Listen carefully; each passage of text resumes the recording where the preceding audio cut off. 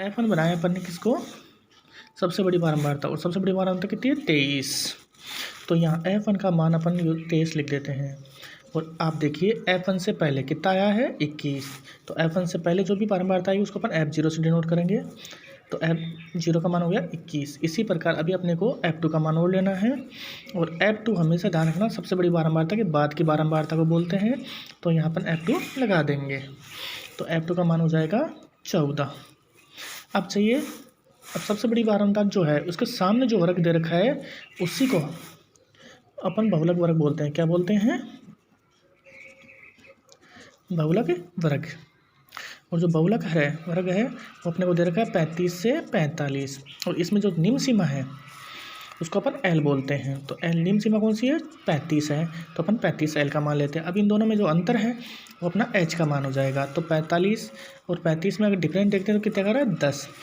F1 का मान आ गया अपने पास, F0 का मान, F2 का मान आ गया, और L का मान H। यही अपने को सूत्र में आवश्यकता थी जो अपने पास आ चुके हैं।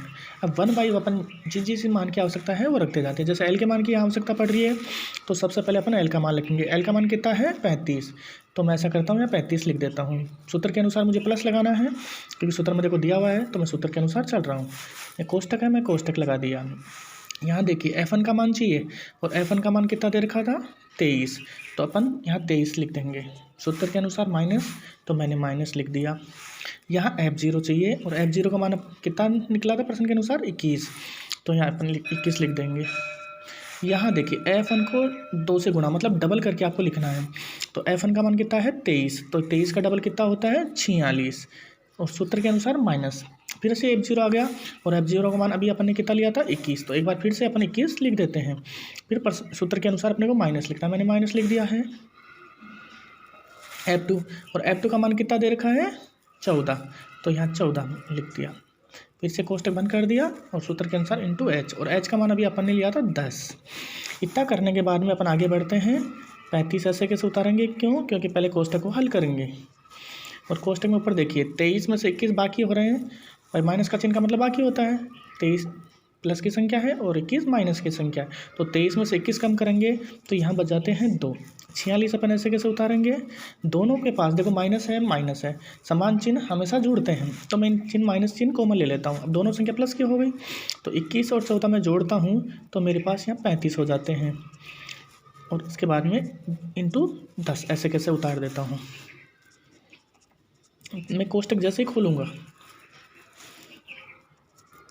तो 46 में से 35 मुझे बाकी निकालने पड़ेंगे, तो ये बच गए 11, और इंटू 10। एक बार फिर से 35 अपन ऐसे कैसे उतार देते हैं, क्योंकि 35 तो अभी कोष्टक खुला नहीं इसलिए हल नहीं कर सकते। आगे देखते हैं, जैसे ही कोष्टक खोलेंगे 10 2 से गुणा होंगे, क्योंकि अगर नीचे संख्या होता तो नीचे वाली संख्या से गुणा होता, लेकिन नीचे तो संख्या है ही नहीं, इसलिए ऊपर वाली संख्या को ऊपर से गुणा कर देते हैं। तो 2 का पारा 10 बार बोलेंगे तो आ जाते हैं 20, और यहाँ नीचे 11 ऐसे कैसे उतार दिया जाता है। एक बार 35 में ऐसे कैसे उतार देता हूँ, क्योंकि मैं 11 का डिवाइड कर रहा हूँ 20 में, यानी भाग दे रहा हूँ, तो 11 का भाग में 20 में देता हूँ। तो जैसे अपन भाग देते हैं तो पहले एक बार जाता है, फिर पॉइंट लगा देते हैं, तो फिर 80 हो जाता है, और 11 का भाग देते फिर 90 हो जाता है, 90 हो जाता है। 90 में 11 का भाग देते हैं 8 बार जाता है, तो फिर 7 फिर 8 ऐसा चलता जाएगा। तो अपन ऐसा करते हैं, पॉइंट के आगे 2 संख्या ही ले लेते हैं।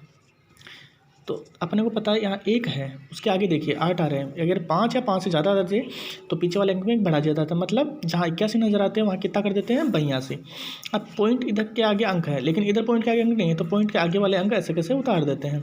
प्लस का चिन्ह होने की वजह से ये 1 अपन 35 में जोड़ते हैं, इसलिए कितने हो जाएंगे 36। इस प्रकार अपन इस प्रश्न के आंसर निकाल सकते हैं। इस प्रकार अब कोई भी प्रश्न आए बहुलक निकाल सकते हो।